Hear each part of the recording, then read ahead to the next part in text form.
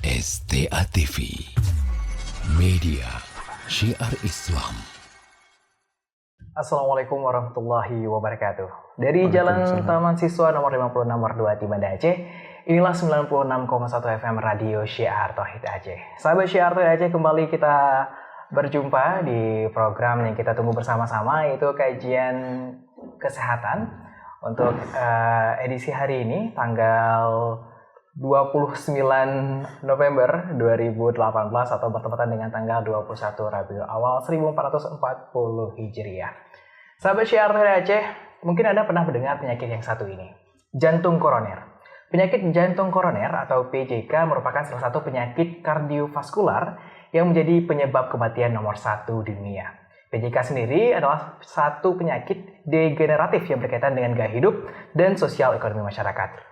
Nah, di Indonesia sendiri telah terjadi penyakit ini menjadi penyebab kematian yang menduduki peringkat ketiga.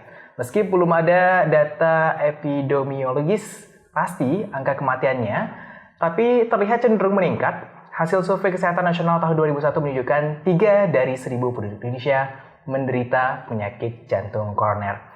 Maka dari itu, sahabat Syiar Tauhid Aceh, kita akan membahas penyakit jantung koroner dan cara mewaspadainya. Dan saya tidak sendiri, saya sekarang ditemani oleh Dr. Haris Munirwan SPJP. Assalamualaikum dok. Waalaikumsalam warahmatullahi wabarakatuh. Terima kasih dok atas waktunya sudah Sama-sama. meluangkan untuk datang ke program kita, ke program kajian kesehatan untuk membahas penyakit yang menjadi peringkat ketiga di Indonesia, pembunuh, dan juga peringkat pertama di dunia. Ya. Dan dok, sebelum kita mulai, mungkin ada sahabat Syiar Tauhid Aceh ataupun pemirsa yang masih belum ngerti ya, apa itu sebenarnya penyakit jantung koroner.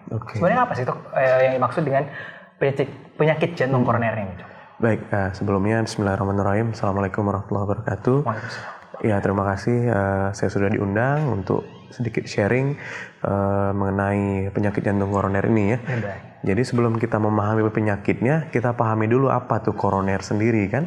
Jadi sebenarnya koroner ini adalah suatu sistem yang dibuat oleh Allah Subhanahu wa taala berupa struktur pembuluh darah yang mengelilingi jantung yang berfungsi untuk membawa darah, nutrisi, oksigen ke jantung sehingga komponen-komponennya bisa bekerja dengan baik. Ototnya, katupnya, listrikan jantungnya bekerja dengan baik.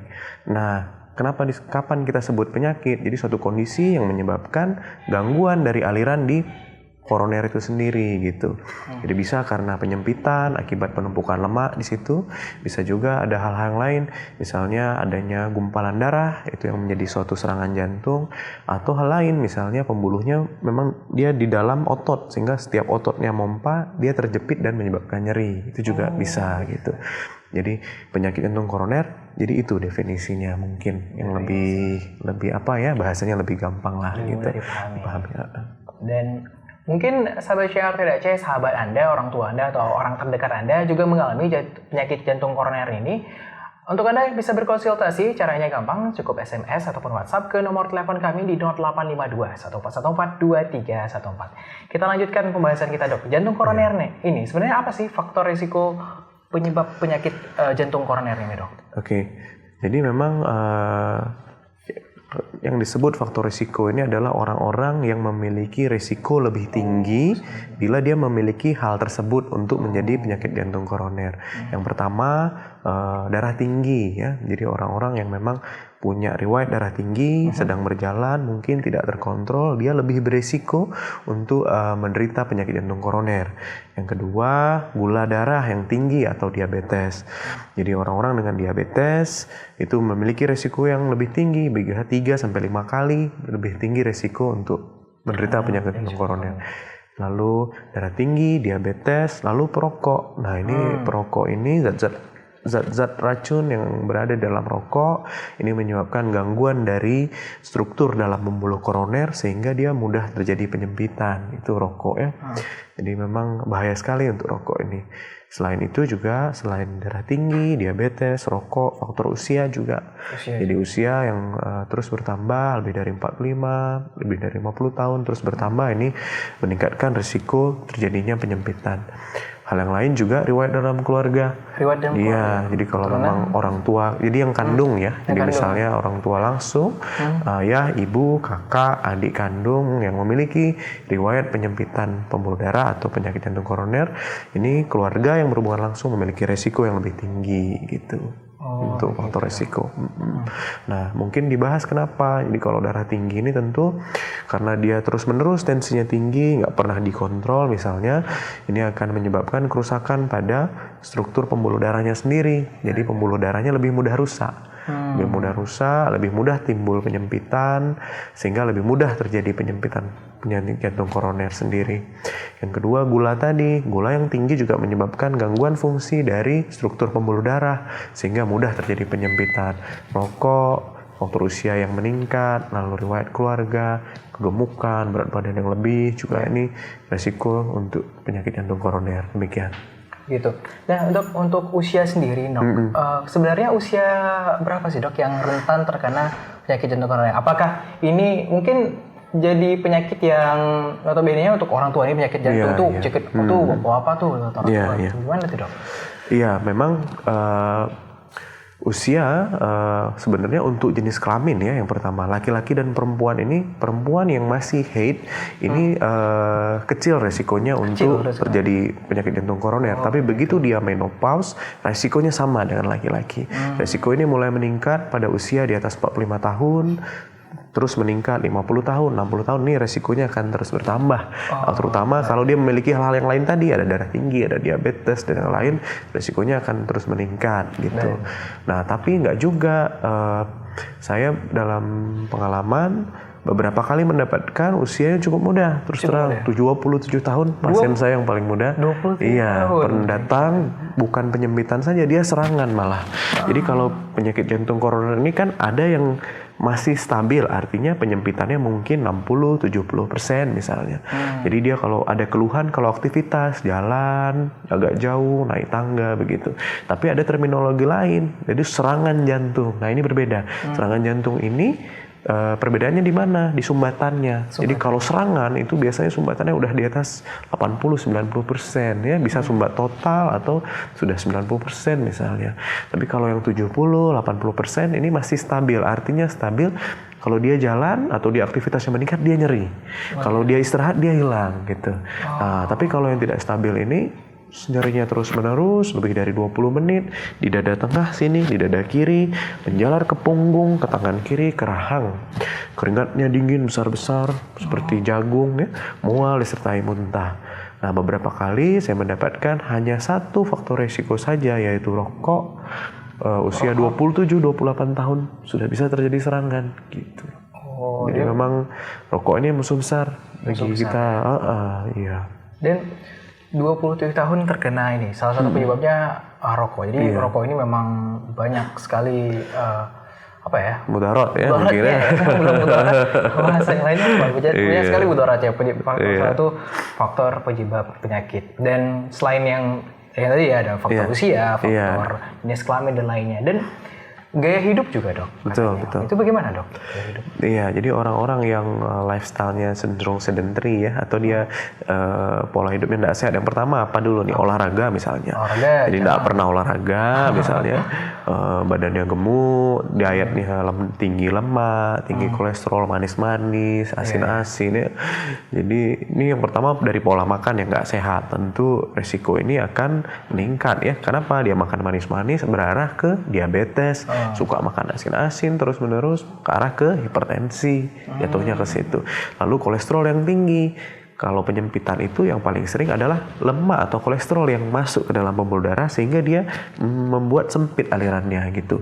Jadi orang-orang yang tinggi kadar kolesterolnya mungkin pernah dicek LDL-nya, kolesterolnya tinggi, ini resikonya lebih tinggi gitu. Itu yang pertama dari pola makan. Yang kedua dari olahraga. Olahraganya nggak pernah nih misalnya, atau ya olahraganya sebulan sekali misalnya pas ada acara atau pas teman main futsal sesekali aja. Nah sebenarnya ini juga resiko, artinya rekomendasinya adalah olahraga yang sehat dan untuk jantung adalah 3-5 kali seminggu sebenarnya. Iya, cuman mungkin kalau 5 kali agak sulit ya kita bisa 3 kali lah. Nah olahraganya seperti apa? Durasinya yang kita rekomendasikan adalah minimal 30 menit. Berapa menit? 30 menit. 30 menit. Iya, olahraga tuh minimal 30 menit, bukan 5 menit, 10 menit, berhenti ya. Jadi olahraganya harus niat, dia memang mau jalan 30 menit hari ini olahraga gitu. Lalu olahraga apa yang direkomendasikan? Aerobic sport ya. Jadi jalan, jalan cepat, berlari boleh, renang, sepeda boleh. Yang seperti itu. Tentu kalau orang-orang sudah dengan misalnya ada penyempitan ini, kompetitif sport tidak kita rekomendasikan, yang duel gitu ya. Badminton misalnya itu nggak kita rekomendasikan kalau dia sudah menderita. Tapi kalau belum boleh, nggak ada masalah. So, yang pertama tadi sudah pola makan, lalu olahraga. Yang ketiga mungkin istirahat yang cukup ya, tidur yang cukup. Jadi tidur yang kita rekomendasikan sebenarnya tergantung usia, tapi kalau kita rata-ratakan 7 jam minimal tidur yang cukup ya. Misalnya tidur jam 10, jam 5 bangun udah bisa sholat subuh gitu atau ya, jadi idealnya begitu, tidur yang cukup. Terus kurangi stres, jadi pekerjaan yang under pressure, dalam tekanan tinggi terus juga mungkin nggak baik ya. Jadi harus ada pola istirahat yang cukup, harus ada jalan-jalannya, istirahatnya. Jadi kalau under stress terus, jantungnya kan detaknya terus cepat ya, detaknya cepat memberikan beban terus buat jantung gitu. Detak jantung idealnya 60 sampai 100 kali. Kalau mau coba sambil duduk-duduk, coba raba di tangannya sini, diraba dalam 10 detik berapa kali ada detakan ini. Nanti boleh dikali 6. Normalnya 60 sampai 100. Kalau kita stres, detak kita bisa lebih dari 100. Sehingga beban jantungnya meningkat. Itu akan memperberat kerja jantung. Kalau sebentar-bentar sih nggak apa-apa. Tapi kalau berlangsung terus setahun, 2 tahun, 3 tahun, bahaya nih buat jantungnya gitu. Terus konsumsi alkohol juga memang ini ada aturannya. Kalau kita kan dari orang Muslim memang diharamkan ya. Jadi memang sebaiknya kita hindari gitu, karena ini juga meningkatkan resiko untuk koroner gitu. Jadi sahabat Syiar Tauhid Aceh dan juga pemirsa STA TV, jaga pola makan, olahraga dan juga istirahat yang cukup. Apalagi mungkin anak-anak muda sekarang yang mahasiswa, saya mengatakan harus bergadang, kadang begadang. Kalau udah begadang, nggak mungkin ada waktu olahraga, karena olahraga pasti kecapean dan juga makannya udah kapan lapar. Teratur ya. Jadi itu ternyata pengaruh juga dong ya terhadap kesehatan jantung. Betul. Cuman kan memang kalau ada tugas segala itu kan mungkin sifatnya short periodik ya. Artinya begitu ada tugas begadang, besoknya jangan gitu lagi, jangan terus-menerus gitu kan. Nah, cuman kalau terus-menerus ini yang berbahaya. Ada mau ujian, biasalah dulu belajar sistem kebut semalam misalnya. Nah, ini always work gitu, atau lagi ada kerjaan sesekali nggak apa-apa gitu. Tapi kalau long term terus-menerus, tidurnya kurang, makan nggak teratur, kopi terus-menerus ya, berdebar gitu kita kan, malah efeknya ke nyeri lambung nanti gitu lambungnya kena gitu. Dan saya juga membaca beberapa artikel dok, katanya orang yang obesitas itu juga resiko terkena penyakit jantung ini lebih tinggi. Benar. Jadi obesitas ini salah satu faktor resiko ya. Jadi kayak cerita tadi, dia pola makannya nggak sehat, tentu kalau dicek dalam darahnya mungkin kolesterolnya tinggi, HDL-nya rendah. HDL ini lemak yang baik ya, atau LDL lemak jahatnya tinggi. Nah, penyempitan tadi kan ceritanya bahwa adanya penumpukan lemak di dalam struktur pembuluh darah. Nah, kalau di dalam darahnya tinggi, maka dia risiko untuk infiltrasi atau masuk ke dalam struktur pembuluh darah lebih tinggi gitu. Jadi dia beredar di dalam darahnya tinggi lemaknya. Jadi ditambah dengan diabetes, darah tinggi dan segala macam membuat strukturnya terganggu, maka lemak itu akan masuk ke dalam struktur pembuluh darah. Jadi orang-orang gemuk ini tentu resiko darah tinggi juga tinggi. Dia akan meningkatkan darah tinggi, gula ya, diabetes dan salah satunya ini. Maka sangat benar lingkar perut ini kalau bisa kita ukur ada ukurannya yang harus kita capai, maka supaya tidak terlalu berlebihan sehingga tidak menyebabkan penyakit jantung koroner nantinya gitu. Dan kalau saya tidak salah, ada cara pengukurannya ya. Saya ini obesitas atau kukurusan nanti ada tinggi badan, berat badan dan juga itu pakai ini ya, indeks massa tubuh namanya ya. Bisa diukur. Indeks ya. Iya, IMT ya, body mass index. Body mass index, dan atau Anda bisa cari tahu caranya internet. Betul, Ada cari boleh. Kan ada kalkulatornya di internet. Iya, di sekarang aplikasi juga ada, dia pakai berat badan, tinggi badan, nanti keluar angkanya, range-nya dari 16 sampai 20-an, ya itu dalam range yang normal. Obesitas lebih dari 24 ya kalau saya salah. Gitu. Dan sahabat Syiar Aceh dan SCTV, sekali lagi saya ingatkan untuk Anda yang ingin berkonsultasi mengenai jantung koroner, bisa langsung menghubungi kami lewat WhatsApp ataupun SMS di 0852 1414 2314. Dan seperti yang kita bahas sebelumnya tadi, bahwa penyakit jantung koroner ini bisa menyerang anak muda, apalagi dengan pola hidup yang tidak sehat ya, apalagi dia perokok ya, bergadang, ya kalau udah rokok, begadang, kopi itu jadi kawannya biasa. Itu sangat berbahaya sekali dan bisa menyebabkan Anda menjadi penderita penyakit jantung koroner. Nah, kalau sebenarnya apa sih dok gejala-gejala kita ini menderita penyakit koroner? Bahwa saya ternyata sudah menderita penyakit koroner. Itu ada gejala-gejala khusus atau tidak dok? Iya, ada ya. Jadi gejala penyakit jantung koroner ini disebut angina ya. Angina ini nyeri yang timbul akibat nggak lancarnya pembuluh darah di koroner ya.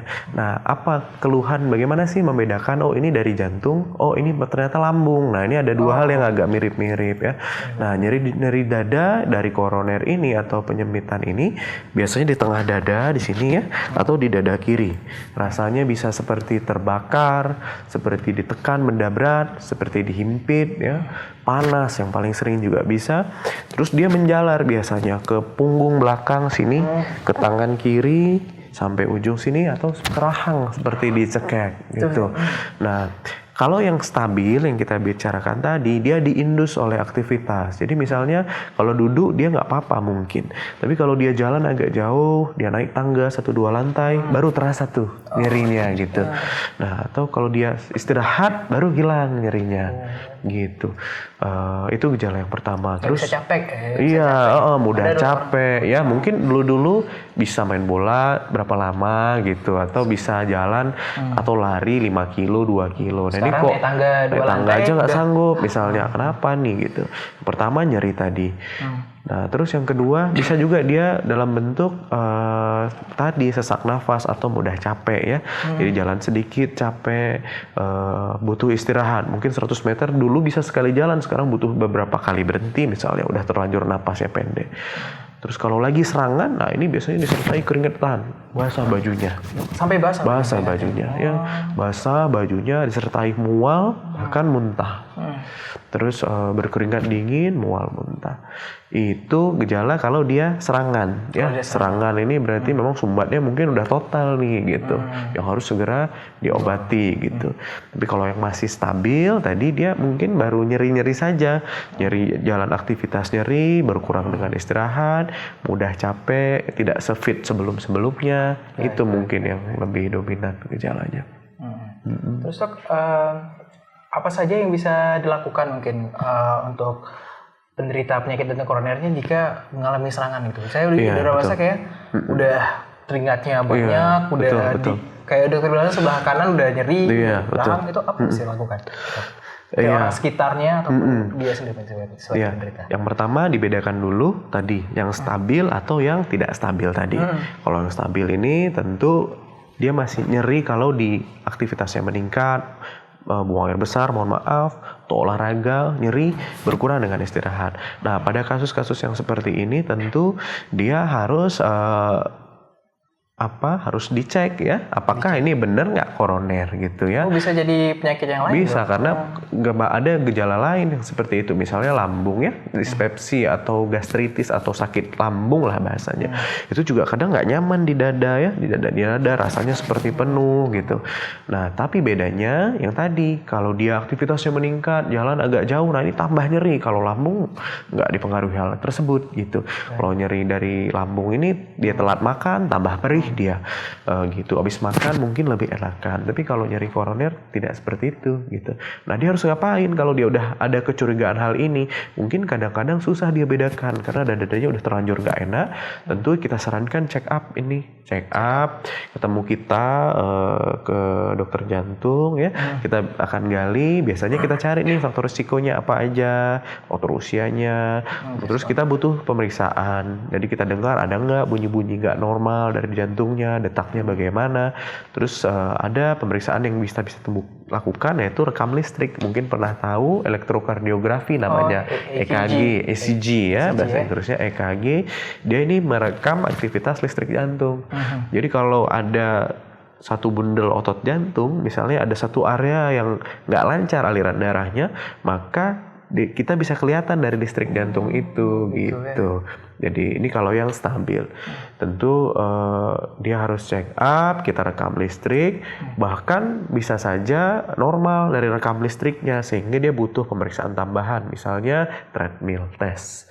Jadi mungkin kalau lagi duduk-duduk aja nggak apa-apa dia gitu. Mungkin kayak tadi sumbatannya mungkin belum parah 60-70%, tapi begitu dia olahraga baru tuh alirannya nggak lancar ke situ gitu. Maka menyebabkan otot-ototnya kurang oksigennya, kurang nutrisinya, kurang makanannya, baru kelihatan tuh irama nggak normalnya di treadmill test tadi gitu. Ini untuk yang stabil. Untuk keluarga tentu kalau ada keluarganya, ayahnya, ibunya, tentu yang prevalensi atau insidensinya memang tinggi pada usia tua tentu, tapi tidak menutup juga pada yang muda ya, hal-hal seperti ini. Itu yang stabil. Kalau yang nggak stabil, ini sama nyerinya kayak tadi juga di tengah dada kiri, menjalar ke punggung, ke tangan kiri, seperti tercekik biasanya. Terus keringetan, basah sampai basah, bajunya mual dan muntah. Dapat disertai juga sesak nafas, ataupun berdebar juga bisa. Tiba-tiba jadi berdebar. Nah, tentu pada kasus seperti ini dia harus segera berobat ya, artinya check up ke kita gitu. Bisa ke emergency unit, ke UGD, nanti ada dokter-dokter general practitioner atau dokter umum akan periksa, merekam listriknya. Itu biasanya kelihatan irama-irama nggak normalnya kalau serangan tadi gitu. Nah kalau sudah seperti ini tentu tergantung tingkat keparahannya. Jadi kalau dia lagi serangan, kalau cerita yang stabil dia jalan nyeri istirahat hilang, kalau ini enggak. Jadi mau istirahat pun ngapa-ngapain nyeri terus nggak hilang-hilang gitu. Nah ini udah nggak stabil, artinya nggak stabil, nggak hilang dengan obat, nggak hilang dengan istirahat, maka dia butuh obat-obat tambahan untuk mengurangi keluhan gitu. Nah kalau udah seperti ini tentu harus dirawat, kita kontrol faktor-faktor risikonya, tensinya kita turunkan, gulanya kita normalkan, lalu tensi, gula, bed rest, istirahat yang cukup, sama obat-obat kita berikan gitu. Bahkan kalau yang berat, terus terang yang sumbat total, ini membutuhkan tindakan lanjutan. Apa? Ini kan sumbat, maka kita harus buka sumbatannya dengan tindakan, namanya mungkin bahasa awamnya kateter jantung. Pernah dengar mungkin ya, dikateterisasi, jadi ada dari tangan atau dari paha masuk selang kecil masuk ke rongga jantung. Dari tangan sini. Dari tangan masuk ke rongga jantung. Iya. Ini kan ada pembuluh arteri nih, pembuluh nadi. Diikuti terus dia akan bermuara ke jantung. Nanti kita kasih zat warna, terus akan kelihatan pembuluhnya. Ada sumbatankah, di mana, berapa persenkah. Nah kalau yang total tadi, maka kita harus tembus tuh sumbatannya gitu. Kita ambil tuh, kita tembus sumbatannya sehingga alirannya lebih lancar. Bila perlu kita pasang ring di situ untuk mempertahankan patensi dari aliran darah tadi gitu. Dibuka pembuluh darahnya gitu. Pada tempat-tempat tertentu misalnya belum ada nih misalnya fasilitas pemasangan ring ini ya. Misalnya dokter jantungnya ada tapi alatnya belum ada gitu, bisa diberikan obat-obat yang cukup kuat gitu ya, cukup kuat untuk membantu menghilangkan sumbatan tadi. Tapi memang yang paling baik adalah yang tadi, yang pasang ring tadi, kita tembus sumbatannya, lalu kita pasang ring untuk mempertahankan patensi bila perlu gitu. Oke dok, jadi sebenarnya penyakit jantung ini penyakit yang bisa menyerang sama betul, siapa saja dan saya baru tahu ini cukup berbahaya ternyata. Benar, tetap berbahaya, iya. Dan katanya dok, untuk hal ini harus mendiagnosisnya harus ke sana. Dan mungkin ini yang jarang orang lakukan ya. Betul, betul. Mungkin nggak tahu ya gimana cara. Iya. Ini saya sakit jantung, naik tangga capek-capek ke dia. Harus ngapain gitu ya? Diagnosis kemana ya dokter ya? Iya, betul. Mungkin caranya gimana tuh? Ada bisa kasih tahu sedikit nggak dok? Gimana tuh prosedurnya untuk melakukan check up ini dok? Betul. Jadi mungkin yang menjadi highlight bahwa penyakit jantung ini seringnya tiba-tiba ya, tiba-tiba. Mungkin sebelumnya sehat-sehat aja nih, saya nggak apa-apa nih dok, dulu-dulu nggak ada keluhan. Nah sekarang tiba-tiba nyeri. Mungkin padahal memang angka kematiannya cukup tinggi kalau menderita seperti ini. Bisa dilihat mungkin di Indonesia beberapa kasus ya, mungkin public figure seperti Aji Mas Said itu, Mike Mohede penyanyi gitu ya, atau atlet-atlet pelari. Kita bisa mungkin baca berita beberapa hari yang lalu lagi lari ikut maraton event, lari 5 kilo, meninggal saat lari gitu ya. Pelari, atlet bahkan gitu. Jadi tidak hanya pada yang istilahnya yang orang berfaktor risiko tadi, orang olahraga pun juga harus check up ya. Jadi pada usia-usia yang pertama mungkin pada usia yang meningkat di atas 40, di atas 45 tahun, ini memang kita sarankan screening jantung per tahun. Per tahun ya. Jadi kalau dia perempuan sudah haidnya sudah berhenti, sudah menopause, atau laki-laki usia di atas 45 tahun, kita sarankan check up sekali saja setahun. Sekali ini ketemu kita, kalau perlu kita EKG saja cukup, sampai situ levelnya untuk screening. Kalau tak ada keluhan. Jadi misalnya ada orang tua mendengar, ada orang tua udah usia di atas 45, sarankan untuk cek sekali saja setahun. Walaupun tidak ada keluhan. Kita akan lihat rekam listriknya. Datang ke kita rekam EKG, tidak menimbulkan nyeri, nggak ada menyebabkan sakit pada pasien, kita bisa lihat, oh ini insya Allah nggak apa-apa. Bisa check up lagi tahunan aja. Jadi dalam 365 hari sempatkan sehari aja. Sehari aja untuk check up EKG ya. Itu untuk yang belum ada keluhan. Tapi kalau yang sudah ada keluhan, misalnya tadi ragu-ragu nih, saya kok sakit jantung apa sakit lambung gitu ya. Mungkin udah ke dokter spesial internis, sudah minum obat lambung kok masih nyeri aja gitu, kok belum enak juga. Nah ini boleh ketemu kita untuk diskusi, menyingkirkan ada nggak nih tanda-tanda ke arah penyakit jantung koroner. Kalau yang sudah ada keluhan, tentu kita akan sama perlakuannya, kita akan rekam listrik. Biasanya sudah ada tuh perubahan-perubahan gitu ya.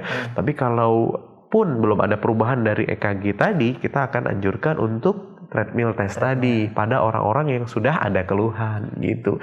Tapi kalau dia belum ada keluhan, screeningnya cukup EKG saja gitu. Kalau rekam listriknya normal, saya kira cukup. Tapi kalau ada keluhan, biasanya kita sarankan treadmill ya, kita lihat ada nggak perubahan-perubahan iramanya gitu.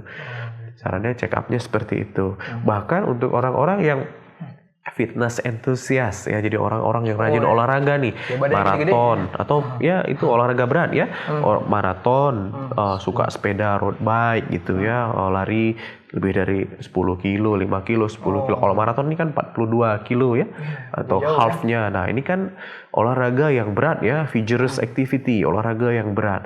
Kalau olahraga yang berat ini berlangsung terus, misalnya dia udah ada bakat nih 60%, 70%, terus dipaksa olahraganya terus dalam durasi yang lama. Kalau maraton ini kan kalau orang-orang yang biasa gitu ya, pelari ini kan bisa 5-6 jam gitu.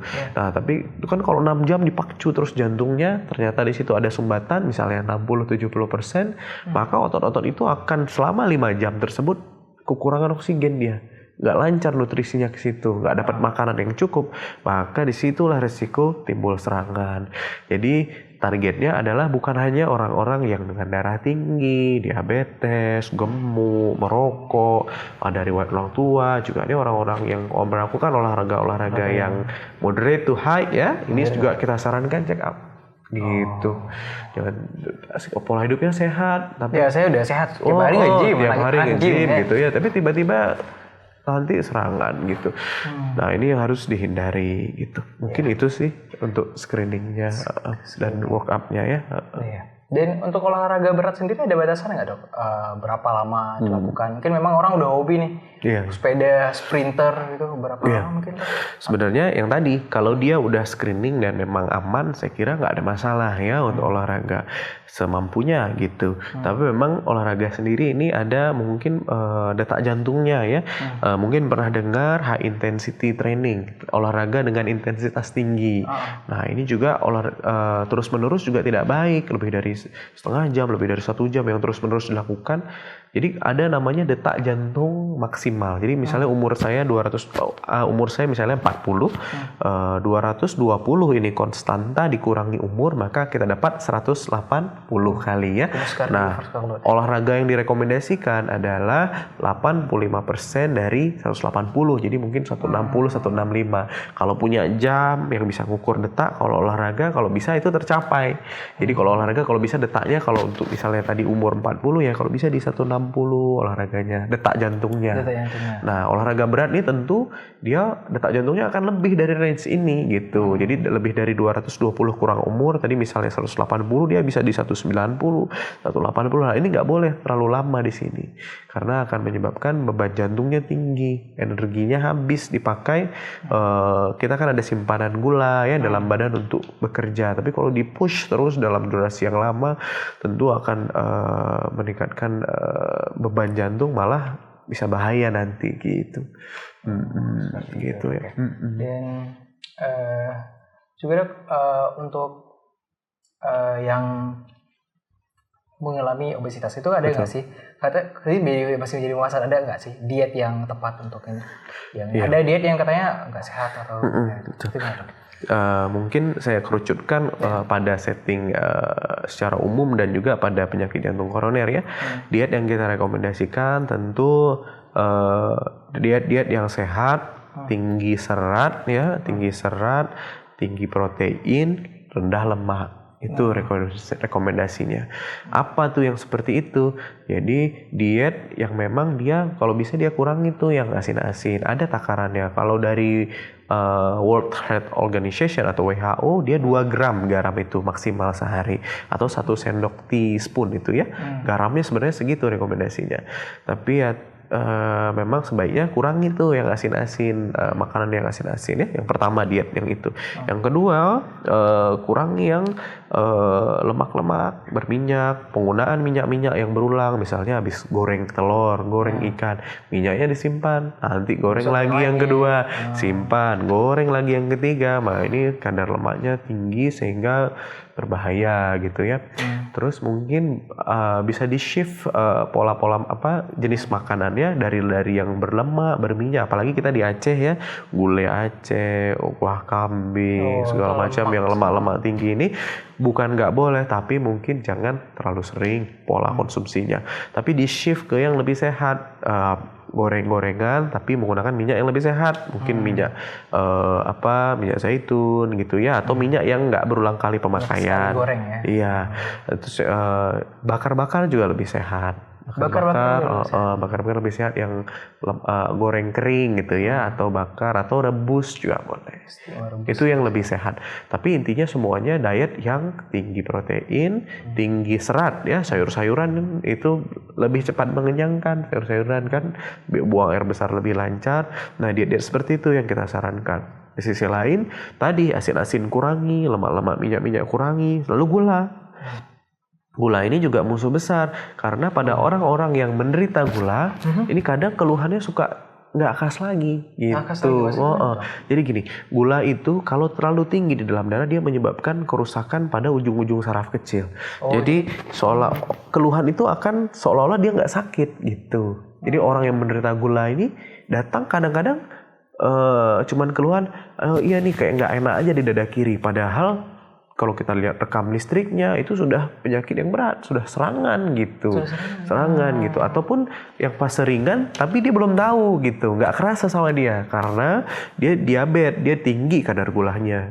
Terjadi neuropati, rusaknya saraf-saraf ujung kecil-kecil itu menyebabkan masking effect. Jadi terselubung gejalanya, nggak ketahuan. Makanya nanti tiba-tiba udah kenapa-napa aja, udah jelek aja kondisi, atau udah nyeri, tiba-tiba udah masuk rumah sakit. Mungkin kita bisa lihat, mungkin teman-teman, keluarga, kerabat, nggak pernah ada keluhan selama ini, baik-baik aja. Terus kemarin masih main bola sama saya, sama kita masih kopi-kopi bareng-bareng. Hari ini udah masuk serangan, ternyata dia diabetes, dia gula gitu ya.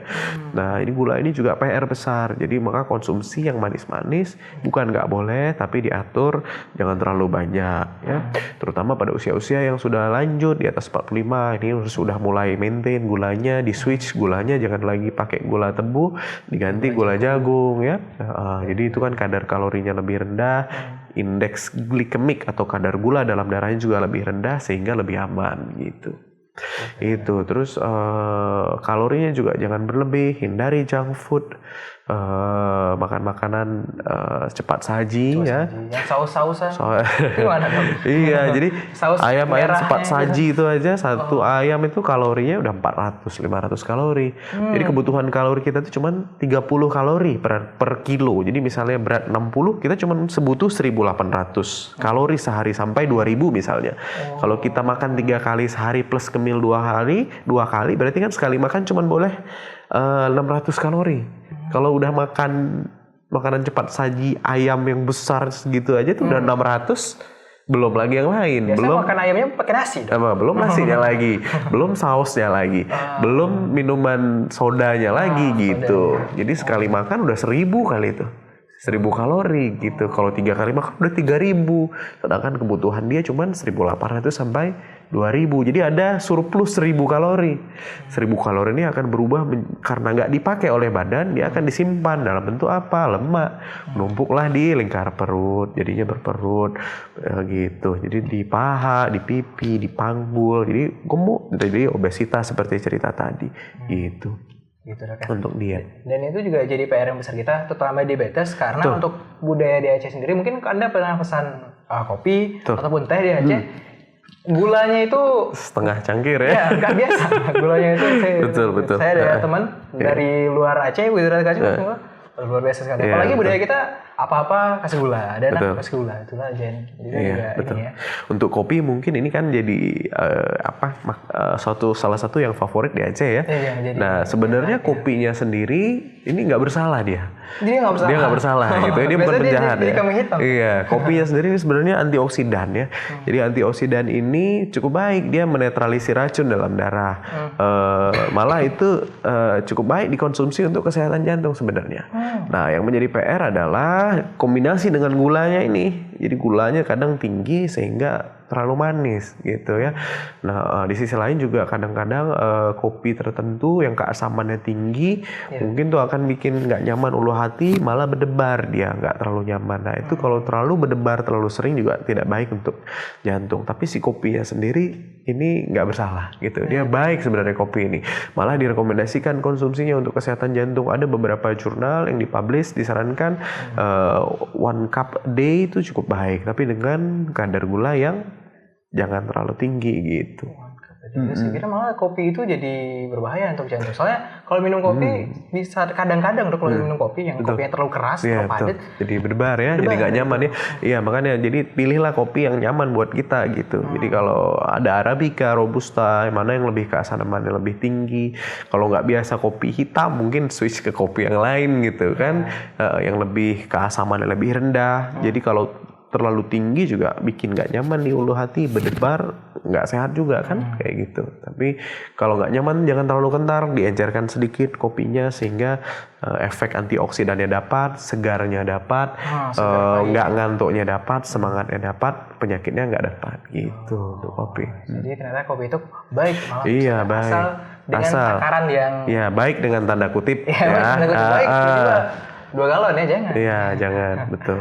Dan juga dok, kalau misalnya ini misalnya saya sudah menderita penyakit jantung, sudah pernah dioperasi juga, itu ada pola hidup khusus atau cara-cara khusus agar tidak tersama lagi dok? Kebetulan ayah saya juga diabetes dan juga pernah stroke, mungkin juga pengaruh besar terhadap ini. Itu bagaimana dok? Iya, untuk mencegah ya. Jadi tadi pada kasus-kasus yang nggak stabil tadi ya, yang sudah serangan ini kan pilihannya tadi bisa dipasang di balon saja, dilebarkan atau dipasang ring, atau kalau sudah terlalu banyak misalnya sumbatannya lebih dari 3, misalnya panjang-panjang sumbatannya pada pembuluh itu ya, nggak mungkin dipasang ring terlalu panjang atau sulit ditembus, maka ada opsi lain yaitu operasi bypass, mungkin pernah dengar ya. Jadi biasanya diambil pembuluh darah dari tangan atau dari kaki, diambil lalu disambung di jantung. Jadi area yang sumbat itu di bypass. Jadi dari pembuluh besarnya langsung lewat ke setelah sumbatan. Jadi area itu ditinggalkan. Itu makanya itu disebut bypass. Bypass itu kan jalan bypass, jalan potong. Jalan tol ya. Jalan tol. Nah, ini karena ada yang macet dia bypass gitu. Nah, gitu juga pada pembuluh jantung. Ada yang sumbat, maka dia bypass jalur lain. Kita bikin jalan lain gitu supaya lancar di situ. Nah, ini pilihan terapinya. Nah, untuk mencegah dia berulang, tentu yang pertama obat-obatan ini memang harus dikonsumsi, ya, pengencer, ya, karena sangat penting untuk mempertahankan potensi pembuluh darahnya. Obat-obatan ya, yang pertama. Yang kedua, yang tadi tensinya nggak boleh tinggi, gulanya nggak boleh tinggi, olahraganya harus teratur 3-5 kali, durasi 30 menit per minggu ya. Terus istirahat yang cukup, konsumsi makanan yang diatur, tinggi protein, tinggi serat, kurangi yang lemak-lemak, minyak-minyak ya, yang manis-manis dikurangi. Terus rokok tentu kalau belum menderita sebaiknya dihentikan. Kalau sudah apalagi sudah mengalami serangan. Nah, itu biasanya langsung insaf rokoknya. Biasanya ya kalau udah serangan insaf. Tapi ada juga nih yang setelah serangan merokok lagi, maka akan serangan lagi nanti gitu ya. Jadi kalau udah serangan berat masuk rawat, disayang gitu. Jadi karena ini diberikan kesempatan oleh Allah, masih bisa sehat, kembali aktivitas, di stop tuh rokok-rokok dan yang lain-lain. Jangan malah ngerokok lagi, nggak minum obat, tensinya tinggi, nggak mau olahraga, pola hidupnya nggak sehat, maka ini akan resiko untuk serangan berulang gitu. Maka biasanya yang sudah pernah sekali serangan, kalau serangan lagi bisa lebih berat gitu serangannya dibandingkan yang pertama gitu. Jadi itu mungkin yang udah serangan bisa nggak kira-kira sembuh total? Iya, jadi gini prinsipnya, serangan ini kan ada sumbatan ya, biasanya di pembuluh darah. Nah, ini kan kita udah bantu dia dengan pasang ring biasanya atau dengan obat-obatan, flow alirannya udah lancar. Nah, untuk sembuh total memang karena dia sudah terjadi kerusakan ya pada pembuluh darah. Kalau yang bisa kita lakukan adalah mengontrol progresivitas penyakit menjadi serangan berulang, bertambah tingkat keparahannya, itu yang bisa kita lakukan. Untuk sembuh total lepas obat mungkin sulit ya, karena memang obat-obat inilah yang menjaga dia serta gaya hidup yang sehat yang bisa mempertahankan itu gitu. Jadi kalau itu di stop maka akan berbahaya justru untuk jantungnya. Sembuh total tidak terkontrol bisa. Gitu. Bisa aktivitas sehari-hari, bisa kembali kerjanya apa aja bisa. Mau jadi pilot, mau jadi aktivitas sehari-hari kerja bisa, nggak ada masalah tanpa batasan. Mau olahraga silahkan kalau dia sudah pada yang terkontrol tadi gitu. Jadi bisa tetap dikontrol ya. Dan terakhir dok, sebelum kita masuk ke sesi tanya jawab yang bisa Anda tanyakan 085214144114. Jadi ini mungkin penting dok. Yang tadi salah satu penanganan yang bisa dilakukan adalah memperbesar arteri atau dengan balon dok. Balon iya betul. Kira-kira di rumah sakit kita ini sudah tersedia belum dok untuk fasilitas itu dok? Iya, alhamdulillah untuk di Aceh ya, terutama di Banda Aceh, kita sudah punya fasilitas tersebut di Rumah Sakit Umum Zainal Abidin ya. Ada unit namanya unit cath lab atau kateterisasi lab ya. Jadi ini unit yang bisa melakukan tindakan tersebut. Jadi kalau ada serangan yang berat tadi masuk ke emergency unit, ada perubahan-perubahan irama tertentu pada rekam listrik, kita bisa langsung kirim ke lab kateterisasi ini untuk dilihat pembuluhnya. Kalau memang perlu kita akan balon, lalu kita memang butuh ring, kita pasang ring. Kalau enggak ya kita balon saja, ataupun enggak kita pasang sama sekali juga bisa. Ternyata kita lihat, wah ternyata cuma 60% misalnya, enggak perlu dipasang, kita enggak akan pasang gitu. Oh ternyata ini udah berat, ini harus kita pasang gitu. Atau cukup balon saja misalnya. Oh atau ternyata memang enggak bisa lagi, harus di bypass misalnya. Itu menjadi pilihan. Tapi kita alhamdulillah fasilitas tersebut ada di Rumah Sakit Umum Daerah Zainal Abidin. Kita juga punya dokter-dokter jantung yang mampu melakukan hal tersebut. Insya Allah masyarakat Aceh cukup aman lah ya, ada tim-tim dokter yang siap melayani kalau memang ada keluhan, ada penyakit-penyakit seperti ini, insya Allah siap melayani gitu. Alhamdulillah, berarti untuk informasi Anda sahabat Syiar Aceh bahwa sudah ada keadaan seperti ini. Dan kita masuk ke sesi tanya jawab yang bisa Anda tanyakan. Untuk konsultasi langsung saja SMS atau WhatsApp ke 0852 14142 314. Ada satu pertanyaan masuk dok. Assalamualaikum.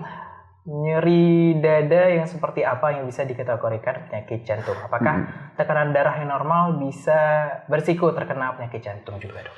Baik, jadi yang pertama nyeri dada seperti apa yang bisa dikategorikan penyakit jantung ya. Nah tadi kita udah bahas sedikit ya. Jadi nyeri dadanya ini biasanya yang disebut nyeri dada dari jantung, ya, nyeri dadanya di tengah dada, di sini ya, atau di dada kiri.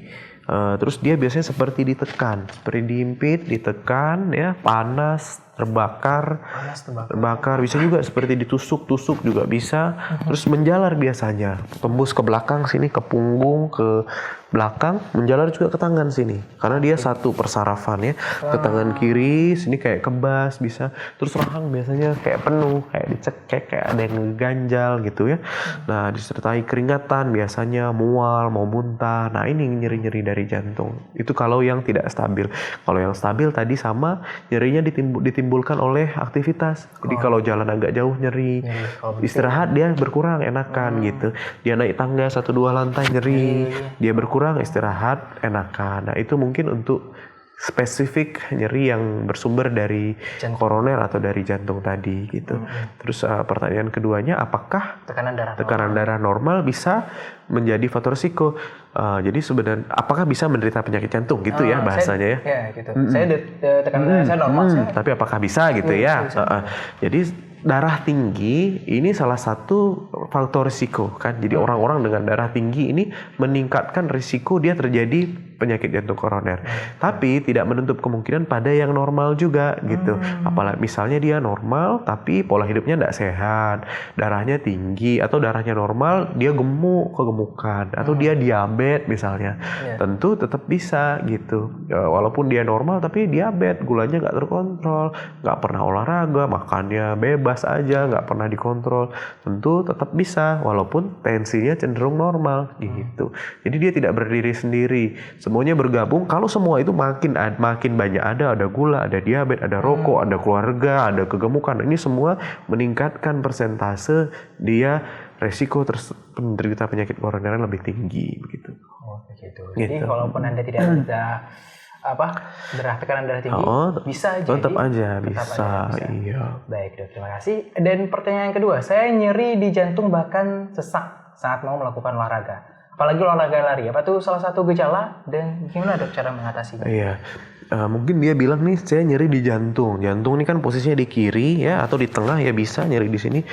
Sesak saat mau melakukan olahraga. Nah, ini kan seperti tadi ya, kita udah bahas. Ini nyeri atau sesak yang dicetuskan oleh aktivitas yang meningkat. Jadi misalnya mau olahraga, mau jalan agak jauh, naik tangga, apalagi olahraga lari itu dia bilang gitu. Olahraga lari ini kan tentu dia aktivitas yang meningkat, detak jantung yang meningkat.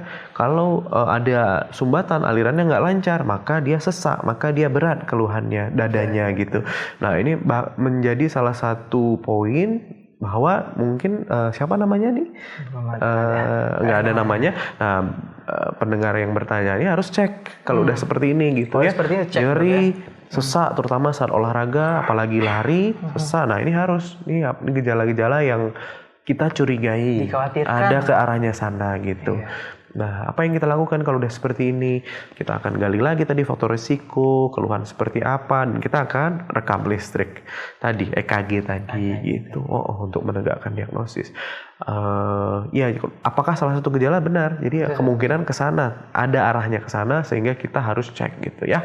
Baik. Dan itu dia sahabat Syiar Arto DC kajian kesehatan kita untuk edisi hari ini tanggal 29 November 2018, dan kita sudah membahas cukup banyak dari pengertian apa itu jantung koroner, ciri-ciri Anda menderita penyakit koroner, apa-apa saja yang bisa dilakukan dan bagaimana tindakan pengobatan yang dilakukan oleh dokter. Dan semoga ini dapat menambah pengetahuan kita dan juga bisa bermanfaat untuk kita sendiri ataupun orang-orang terdekat kita. Amin. Yang bisa saya rangkum bahwa intinya jaga kesehatan, jaga pola makan, olahraga, dan juga hindari yang namanya rokok. Betul. Dan kalau begitu, kita sudah ada di penghujung acara. Langsung saja dari Jalan Taman Siswa nomor 56 Merduati Banda Aceh. Saya Uzi Sidiku mewakili kru yang bertugas. Mohon undur diri. Akhir kata, wassalamualaikum warahmatullahi wabarakatuh. Waalaikumsalam warahmatullahi wabarakatuh. STA TV Media Syiar Islam.